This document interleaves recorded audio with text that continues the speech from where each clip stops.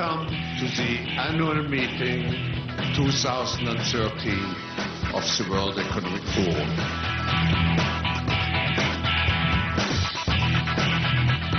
It's perhaps a little warmer than most people had expected. I think today people clearly recognize and understand the India opportunity, the India story. Participation from India, even on the panels. As people were discovering India, now India is known. It's our time to execute.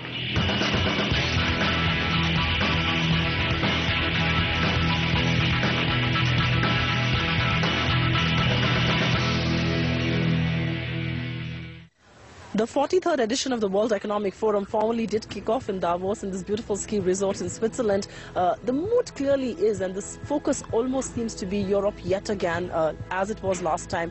But the global signs of worry, the global fault lines are at least beginning to diminish, if not disappear completely. So that's really the mood on the ground.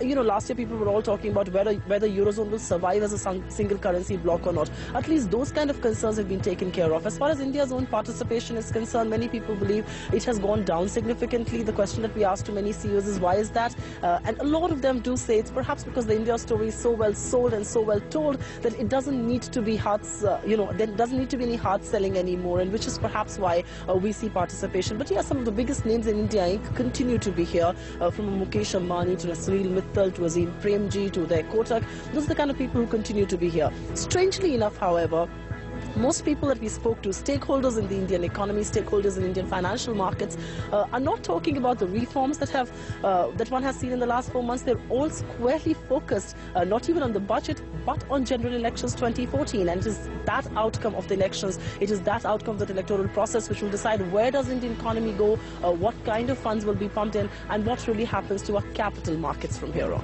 But as the world congregates here to discuss the prospects of what really happens with resilient dynamism, it is Britain that's keeping the world guessing all along. The Prime Minister David Cameron today telling Britons that they will have a referendum choice if he were to be elected in 2015, whether or not they would want to stay in the single currency bloc or not.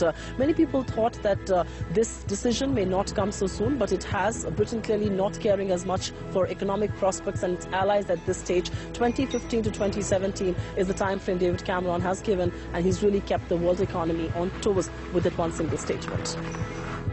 The next Conservative manifesto in 2015 will ask for a mandate from the British people for a Conservative government to negotiate a new settlement with our European partners in the next Parliament.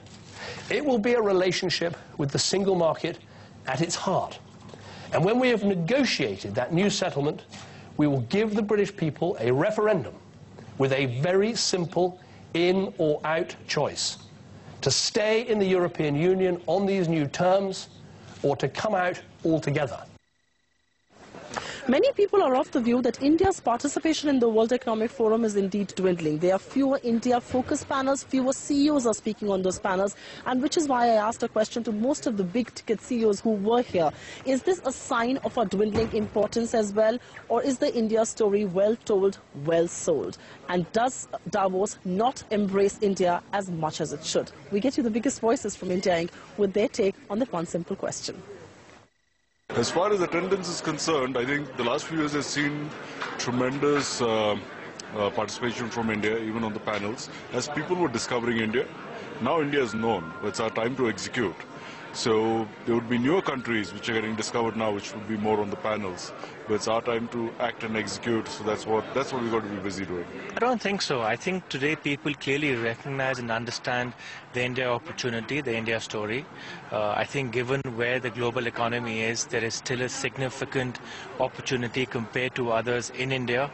And really, I think people now need to come in, get in, and be a part of that story. And there's also at the same point a lot that happens beyond the sessions. There are private events, there are a whole host of functions and events that take place in smaller groups with a lot of people, and there India certainly gets discussed very extensively. Participation has gone down because, and that's what I'm going to complain right now, I'm meeting the forum members. Why do you think it has happened? Because they think China is doing better. And what will change that perception? that will change the perception. I'm trying to get it changed right now. Let's see what happens. India's participation has gone down significantly since the last few years. Is that a sign of our dwindling presence on global economic forum like a WEF here in Davos, or is it because the India story has been well told and well sold? Well, I think India's story is being told and being sold, but the world has got preoccupied with their own hassle last 3 years. So if a little bit of space has gone away, I think it's more to do with what else is happening rather than India itself. So India is still seen as a market of big hope, and it still is talked about. So I don't see the India interest waning, but there are other issues which are taking, I think, bigger priority given the problems of the world. There is a great future for India. You know, there is a huge plan where the foreigners are going to invest in India in a big way. The last 4 months in India have all been about big-ticket reforms. Tough economic decision-making has happened. And which is why the question really is, have euphoric capital markets really kept pace with reality? Or is this a structured bull rally at all? What about growth? When does that pick up? How will investments kickstart? These are some of the questions that we did ask Uday Kotak. And of course, the very important point that we asked him is retail participants who have really shunned the equity markets, what will take to get them back? And Unplugged Uday Kotak right here on Davos Direct. Therefore, when I look at Davos 2013 versus 12, 2012 was about gloom and doom Europe. 2013, remarkably, is of the view, at least here at Davos, that there is unlikely to be a crisis in Europe, and Europe will have low growth but will muddle its way. Will stay afloat. That's correct. That's right.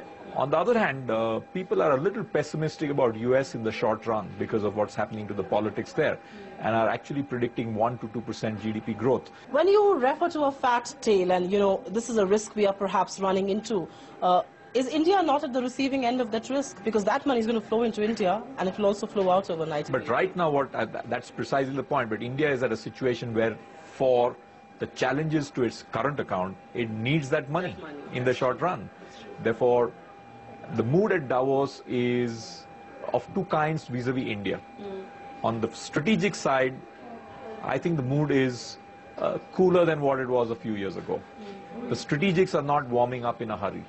But portfolio money, which has got lots of liquidity and low interest rates and is chasing returns in the short to medium term, I think is continuing to get interested in India. And markets are therefore ahead of reality. The last 4 months have perhaps seen life come back to governance. Everybody's at least talking about, you know, some kind of policy making happening, which is happening to see from a time that nothing was happening.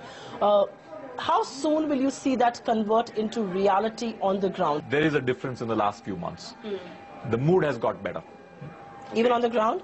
In terms of a belief that things will happen. And we have seen a few things happen. I think the diesel price increase and the proposed baby step deregulation is a move in the right direction. Nobody thought diesel would be exactly. Yes. And then you've seen rail fare hikes, you're seeing pretty significant you get a sense that the government is getting its act together. Commitment. That's right. To making sure that the fiscal deficit is under control. I wish this had happened 1 year ago, in a sense that the government had more time before the next elections. Markets have rallied, what, 25 to 28%? And this is largely on account of the FII inflows that have come in. Do we run the risk of, like we said, I mean, right now, yes, the situation is that everybody wants to invest money in India, but do you see the situation continue all into 2013? Let me give you a paradox which India is currently under. India is importing foreign savings into Indian equities. That's right. But India is exporting Indian savings into foreign gold. So Indian saver is not buying Indian equities. And if we are going to change the fundamentals of the Indian macro, we have to get the Indian saver away from gold. And I think the alternate asset class, which we must be able to convince him to come, is equities. By how many basis points do you see rates drop in this entire calendar year? 75 to 100 basis points. 75 to 100, and that you think will be, and out of which 50 basis points in the first quarter. And the reason so you actually see only 25 basis points drop from March to December? 725 to 50. Because you've got to look at your current account. India did not cut rates as they were expected to in the last policy, and he walked out of the North Bloc and said that if the government has to walk, if North Bloc has to walk alone on growth, so we will. Obviously telling the RBI, go ahead there, cut rates, two separate institutions. But do you think some of the criticism that India Inc. has leveled against the RBI of stifling growth is justified at one level? Do you think we've been overly cautious about reining in inflation? See, we have got to look at what is the dharma of each institution. And if inflation, WPI is at 7% plus and CPI is 10% plus, it is pretty difficult for a central bank to dramatically drop rates. Unlike the rest of the world, where along with low growth is still low inflation, India is demonstrating much higher inflation. So we need to ensure that we balance this. Second, our external account is weak, and therefore dramatically dropping interest rates can put pressure on the external account. So you've got to balance that as well. So you're one of the few leaders of India who believe that Subbarao has been doing a good job. No, my view is that it's all about getting the balance right. And I do believe that we need from here to soften monetary policy and see a little bit of balancing inflation objectives with growth, because the two are linked, and in India there are a lot of supply side issues. But we've just got to keep the balance, which is why 75 to 100 basis points is something which I think we can do in the year. Few quick last questions, because we've spoken about the macro picture at large, we've spoken about the capital markets. We still continue to be threatened by rating agencies about a downgrade. Do you think this is something that they do on a periodic basis? Are we giving them reasons enough not to downgrade us? Will you be surprised if they do? Where are you in this entire... I think we have done a lot in the last 4 to 6 months to avoid a downgrade. But we've got to focus finally on our external account. That's right. One of the things which we've got to be careful about is that if we start growing too fast, That's right.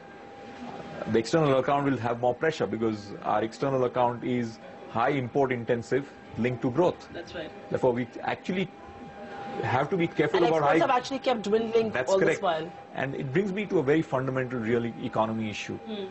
We have to get more competitive. Somewhere in the last 8 to 10 years, in our aspiration for growth, and corporate India is responsible for that as well, is that we've forgotten our competitiveness. And when you say competitive, what benchmarking? The best example of competitiveness is how competitive are we on exports. We are guzzling foreign goods into India. What about the exportability and competitiveness of India to selling our goods out?